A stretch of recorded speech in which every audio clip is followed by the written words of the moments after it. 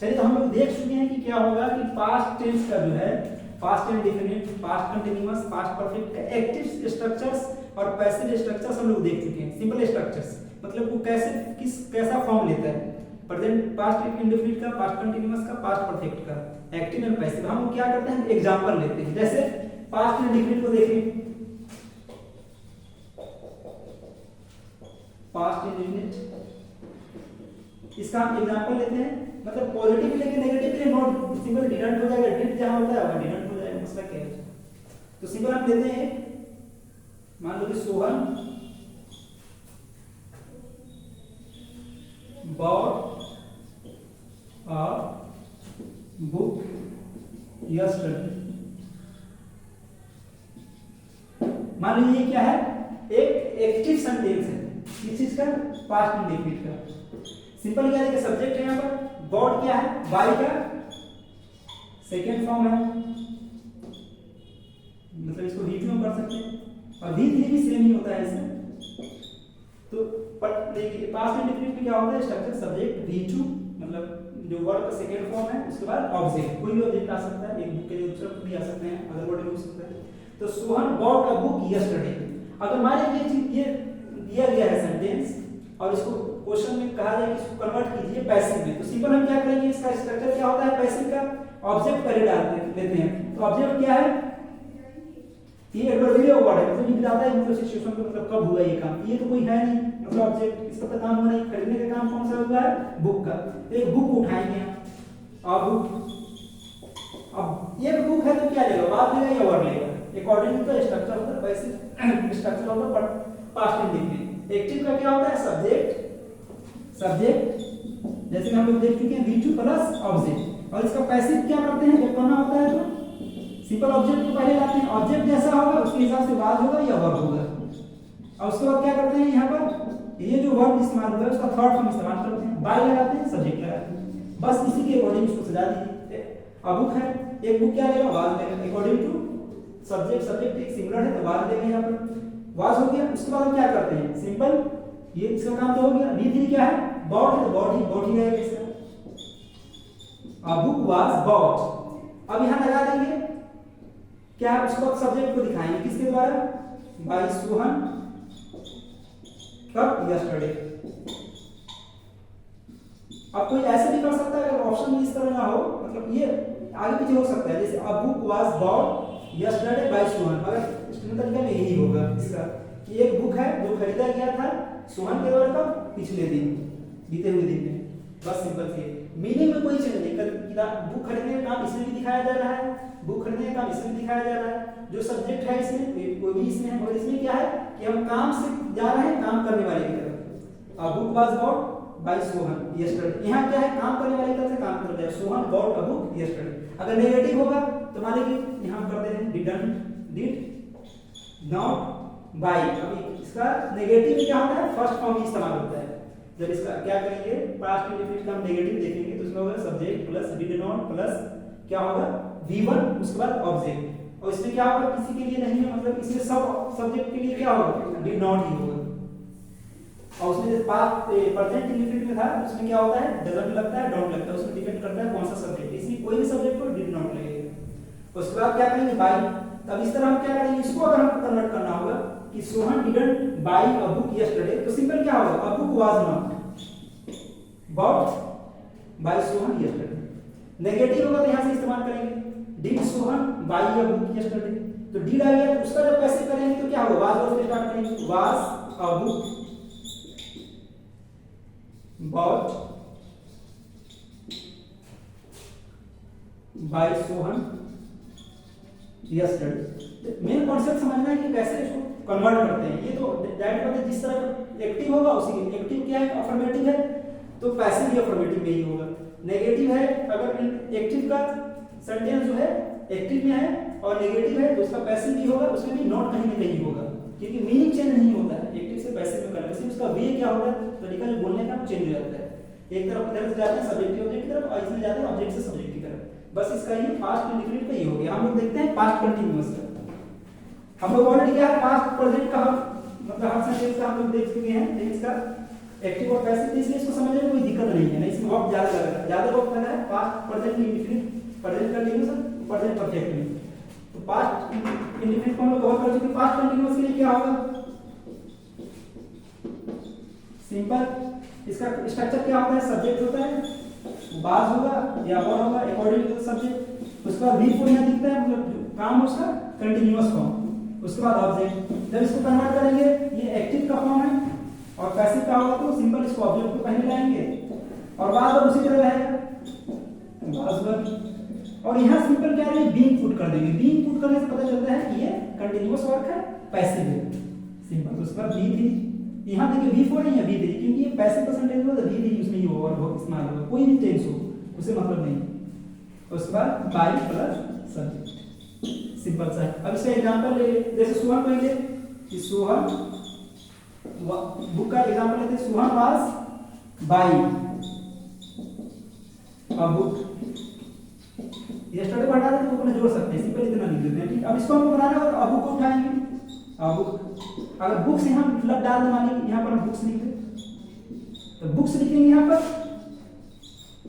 तो क्या होगा, एक से ज्यादा है तो वर आएगा, सिंपल सी बात है। ये तो डिपेंड करेगा वाज वाला कौन सा सब्जेक्ट है। अब book was being purchase, purchase भी बोलते हैं खरीदने को, बाई है, बाई इस्तेमाल किया तो बॉट इस्तेमाल करेंगे, बॉट बाई सोहन, फिनिश। अगर इसका नेगेटिव होगा तो क्या होगा, Sohan was not buying a book या बुक्स, तो यहाँ भी हो जाएगा। अब बुक वाज नॉट, नॉट यहाँ पे हो जाएगा, नेगेटिव होगा तो बीइंग उसी तरह रहेगा, कंटीन्यूअस क्या है, बॉट बाई सोहन। अगर इस तरह क्या होगा, एक से ज्यादा होगा तो books were not being bot by Sohan. Interrogative होगा तो वाज पहले होगा, उसी तरह उसके बाद बीइंग उसमें मौजूद होगा, B3 होगा, ऑब्जेक्ट उसके बाद पहले डालेंगे, वाज वो पहले होगा, इसमें वाज वर। यहाँ देखो इसमें क्या होता है, एक्टिव में सब्जेक्ट होता है वाज के बाद, इसमें ऑब्जेक्ट होगा, सिंपल सी बात है। माने बुक होगा या बुक्स होगा, उसके बाद बीइंग इस्तेमाल करेंगे, उसके बाद B3 इस्तेमाल करेंगे बॉट का, बस सिंपल। अब हम लोग इसको प्रेजेंट कंटीन्यूअस को देख चुके हैं। अब हम लोग देखते हैं पास्ट परफेक्ट। पास्ट परफेक्ट का 2-3 एग्जांपल लेते हैं और उसके बाद पैसिव, एक्टिव पैसिव देखते हैं। उसके बाद बाकी रह जाएगा हम लोगों का फ्यूचर इंडेफिनिट, क्योंकि फ्यूचर कंटीन्यूअस का तो एक्टिव तो होता है, पैसिव नहीं बनाया जाता है, उसका कहीं को वर्क नहीं दिखेगा, बनाने में बना लेंगे मगर उसके कंपटीशन में कोई जाए कहीं एग्जाम वगैरह में उसकी कोई जरूरत नहीं। तो पास्ट परफेक्ट और एडिटिव स्ट्रक्चर जानते हैं, पास्ट परफेक्ट में क्या होता है, सब्जेक्ट रहता है पहले, सब सब्जेक्ट के लिए क्या है, हेड कॉमन है, उसके बाद B3 होता है, उसके बाद ऑब्जेक्ट होता है। जब इसको पैसिव में कन्वर्ट करेंगे तो ऑब्जेक्ट पहले आ जाएगा। तो हेड सब के लिए, सब सब्जेक्ट के लिए, तो हेड क्या होगा, पैसिव में भी क्या होगा, सब सब्जेक्ट के लिए हेड कॉमन होगा। उसके बाद यहाँ देखना है कि जब इसका पैसिव बनाएंगे तो बीन पहले ऐड करेंगे, परफेक्ट वाले में बीन क्या है, मैंडेटरी है। जैसे प्रेजेंट परफेक्ट में भी है, हैज के बाद बीन लगता है, पास्ट परफेक्ट में भी हेड के बाद बीन होगा, उसके बाद B3 इसमें तो इस्तेमाल होता है, एक्टिव में, पैसिव में B3 होता है। उसके बाद बाई लगाकर सब्जेक्ट लगा देंगे। इसका कुछ एग्जांपल ले लें, उसी वही एग्जांपल लेते हैं, Sohan had bought a book. असल में ये पास्ट परफेक्ट इसका जो मतलब इसके इस्तेमाल में जाएंगे कि यूज काम होता है, सिंपल होता है कि किसी काम से पहले कोई दूसरा काम हो जाता है तो क्या होता है, उसके लिए हम क्या करते हैं, पास्ट परफेक्ट। जैसे हम इसको कंट्रास्ट को सही समझाने के लिए क्या होगा कि Sohan had bought a book before sunset. तो यहाँ सिंपल बता देंगे कि सनसेट हुआ, दो काम हुआ है, एक हुआ है सनसेट, एक किताब खरीदने का काम हुआ है यहाँ पर, मगर किताब खरीदने का काम जो हुआ है पहले हुआ है, इसलिए जिस जो काम पहले होता है उसके साथ हेड लगाकर दिखाते हैं। मगर स्पोकन में जरूरी नहीं है, जब आप स्पीकर को सुनेंगे तो उसमें जरूरी नहीं कि हर वक्त वो बोले कि किस काम से पहले कौन सा। जैसे हम कल कॉल कर दिए थे, अगर कोई बोल रहा है कि कल कॉल किए नहीं एक वजह से पहले, तो वो मेंशन कर दिया एक वजह से पहले, जब उसको हम रिप्लाई करेंगे तो उसमें एक मतलब जो टाइम मेंशन नहीं करेंगे, सिंपल बोलेंगे I had called you but you didn't pick up. तो वो क्या होगा, सिंपल हैड से पता चल जाएगा कि वो पहले काम हुआ है, अगला काम। इस तरह जब क्वेश्चन में अगर मेंशन होगा बिफोर आफ्टर ये सब, तब क्या करेंगे, मेंशन करेंगे। ऑप्शन में भी होगा, नहीं होगा तो सिंपल इतना होगा यहां तक कि Sohan had bought a book, तो सिंपल क्या करेंगे, सिंपल इसी का भरेगा पैसे, तो क्या करेंगे, अ बुक उठाएंगे, अ बुक। इसमें जानते हैं कि कोई डिस्क्रिमिनेशन नहीं होता है सब्जेक्ट के साथ, हेड क्या होगा सबके साथ कॉमन होगा। हेड लगाने के बाद क्या, ये परफेक्ट का टेंस है, परफेक्ट टेंस है पास्ट का, इसमें बीन जरूरी है, तभी कन्वर्ट होगा क्या होगा, पैसे में। बीन लगाने के बाद इसके बाद क्या है, B3 इसमें भी इस्तेमाल होता है, एक्टिव में, पैसे में B3 होगा। बॉट और किसके द्वारा खरीदा किया गया, सब्जेक्ट कौन था जो खरीदने वाला था, सोहन, बस। नेगेटिव होगा तो हैड नॉट, उसके बाद क्या होगा, यहाँ भी हो जाएगा हैड बॉट बी बॉट, तो जो भी मतलब पैटर्न नहीं होगा। अब जब क्या होगा कि इसका इंट्रोगेटिव बनाएंगे तो हैड पहले होगा, तो इसमें भी क्या होगा, जब ऑब्जेक्ट उठाएंगे तो ऑब्जेक्ट पैसिव बनाएंगे तो पहले हैड होगा, फिर उसके बाद ऑब्जेक्ट यहाँ पर होगा, ऑब्जेक्ट बुक ही होगा, उसके बाद क्या करेंगे, बीन इस्तेमाल होगा। बीन तो मैंडेटरी है पैसिव के, एक्टिव में बीन नहीं होता है, सिंपल क्या हेड के बाद बी थ्री होता है, पैसिव में होता है हेड के बाद बीन होता है, फिर उसके बाद बी थ्री होता है। तो हम लोग अभी तक क्या क्या कवर कर चुके हैं, प्रेजेंट टेंस का मतलब जो भी उसका ये है सब कैटेगरी में present indefinite, present continuous, present perfect. Present perfect continuous का तो होता नहीं, सिर्फ उसको छोड़ दी, मतलब उसको नहीं मेंशन किया गया है। उसका पास्ट टेंस को हम लोग कवर कर लिया। अब हम लोग देखते हैं फ्यूचर का बस एक बचा हुआ है, फ्यूचर इंडिफिनिट, क्योंकि बनाने के लिए हम फ्यूचर कंटीन्यूअस का भी बना सकते हैं पैसिव, मगर वो मतलब कहीं इस्तेमाल होता है बुक में और नहीं कहीं मतलब रेयर केस में हो सकता है मतलब कहीं दिख जाए, मगर उसका मतलब क्वेश्चन में नहीं पूछा जाएगा। अगर आपको यकीन ना हो तो पीडीएफ से किसी भी क्वेश्चन एसएससी चाहे मतलब बीएड का भी आप क्वेश्चन उठाकर देखिए, उसमें नहीं होगा। ज्यादातर होता है कि इसी सबसे पूछते हैं जो साथ मेंशन किया गया है। 12 होते हैं टेंस टोटल, मतलब present tense, past tense, future tense का जब मतलब क्या डिवीजन होता है, कैटेगराइज करते हैं तो 12 होता है, उसका जो पैसिव होता है तो 7 का ही दिखता है। अब हम लोग आ जाते हैं फ्यूचर टेंस पर। फ्यूचर टेंस का एक्टिव क्या होता है, एक्टिव का स्ट्रक्चर क्या होगा, अफर्मेटिव का सिंपल सब्जेक्ट होता है, विल होगा या शैल होगा। अभी तो क्या है स्पोकन में अभी मतलब ग्रामर के अकॉर्डिंग क्या है, शैल को भी लिया जाता है, मगर शैल का क्या है स्पेशल यूज होता है स्पोकन में, उसका मतलब स्टाइलाइज मतलब इजाजत वगैरह के लिए होता है या कैजुअल वे में होता है, जो अपने फ्रेंड्स वगैरह में सर्कल वगैरह में इस्तेमाल करते हैं। मगर क्या है ओल्ड ग्रामर के हिसाब से जाए तो अभी भी जैसे ट्रांसलेशन वगैरह की बुक में देखेंगे तो वहां भी ये कॉन्सेप्ट अभी ही है। जैसे ऑफिशियल जो भी काम होता है तो वहां विल और शैल का इस्तेमाल होता है। चाहे कोई स्क्रिप्चर देखे मतलब रिलीजियस स्क्रिप्चर होता है तो उसमें शैल का इस्तेमाल होता है, जिसमें पक्का वाला फीलिंग आती है कि तुमको पक्का टेस्ट किया जाएगा, यू शैल बी टेस्टेड।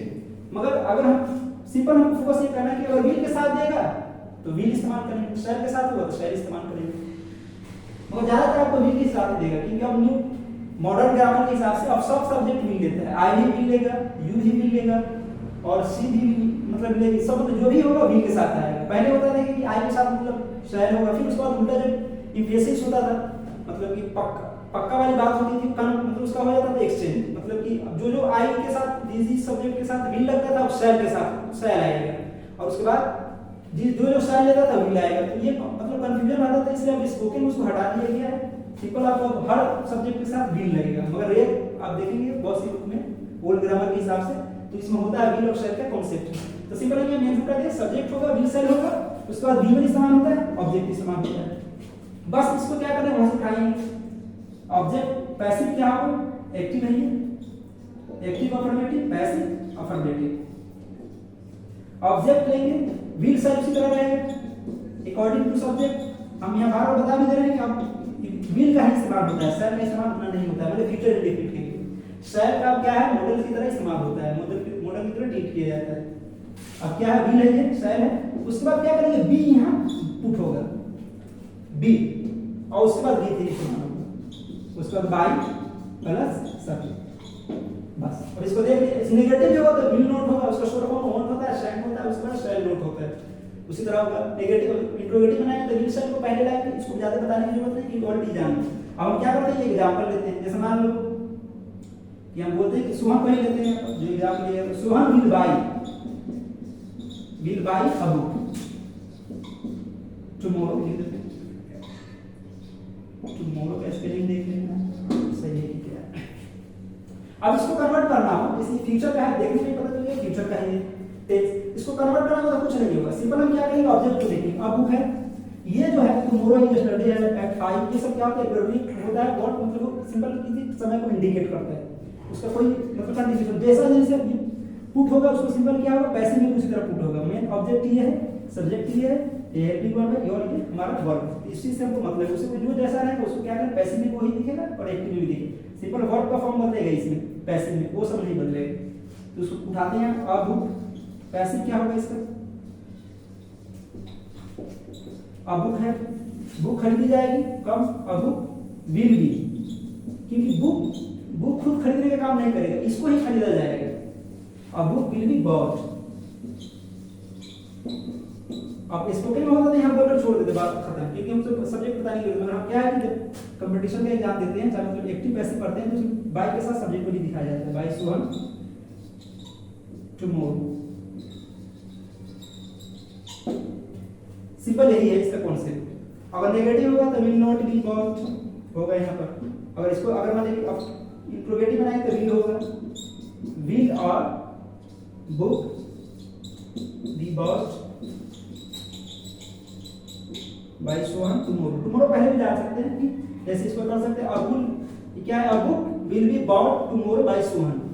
तो सिंपल यही कॉन्सेप्ट। अगर मान लीजिए बनाने के लिए हम फ्यूचर कंटीन्यूअस का भी क्या कर सकते हैं, बना सकते हैं, हम लोग क्वेश्चन पूछा नहीं जाएगा।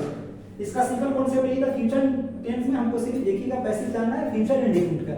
फ्यूचर इंडेफिनिट का स्ट्रक्चर ऑलरेडी पता है, उसका पैसिव बनाने के लिए विल के बाद क्या कर सकते हैं, विल और शैल के बाद बी लगाएंगे, बी इंक्लूड कर देंगे, बात खत्म। उसके बाद फ्यूचर कंटीन्यूअस की जानने की जरूरत नहीं, क्योंकि वो पूछा नहीं जाएगा। तो आज की वीडियो में हम लोगों ने कवर किया है, मैंने पूरा एक्टिव पूरे टेंस का मतलब प्रेजेंट का, पास्ट का, फ्यूचर का, और उसमें भी जिस मतलब टेंस का मतलब कैटेगरी जिससे पूछा जाता है पैसिव, उसको हम लोग कवर किए हैं। पिछले वीडियो में पूरी बात नहीं कवर हो पाई थी, इसलिए वीडियो बनाया जा रहा है। पिछले वीडियो आप देखेंगे 35 मिनट्स का है, तो उसमें किसी मतलब टेक्निकल इश्यू की वजह से वीडियो रुक गई थी और हम लोग को मतलब लेफ्ट करना पड़ा है, इसलिए ये वीडियो कंप्लीट वीडियो है। इसको देखिए, पूरा कॉन्सेप्ट क्लियर हो जाएगा। हम अगली वीडियो में क्या करेंगे, एक तो होता है कि टेंस से एक्टिव पैसिव पूछता है, एक मॉडल से पूछता है, जैसे मे हो सकता है, माइट हो सकता है, शैल हो सकता है, वुड हो सकता है, कुड हो सकता है, मस्ट हो सकता है। तो उसको हम लोग कवर करेंगे। इससे बहुत आसान, जो इसका कॉन्सेप्ट समझ गया होगा, उसका कॉन्सेप्ट समझ, इतनी टाइम जितनी लगी है इस वीडियो को बनाने में, उसको बनाने में उतना वक्त नहीं लगेगा और उसके कॉन्सेप्ट भी समझ में आ जाएगा। पहले टेंस को समझ, जिसको मतलब टेंस समझ में आएगा, टेंस का एक्टिव पैसिव, उसको मॉडल का पैसिव एक्टिव समझने में कोई दिक्कत नहीं है, और मॉडल से भी एक्टिव पैसिव पूछे जाते हैं। तो आज की वीडियो में हम लोग इतना कवर किए हैं। इंशाल्लाह आने वाली अगली वीडियो में we will be talking about the other things which is required in the BEd, integrated BEd इंशाल्लाह।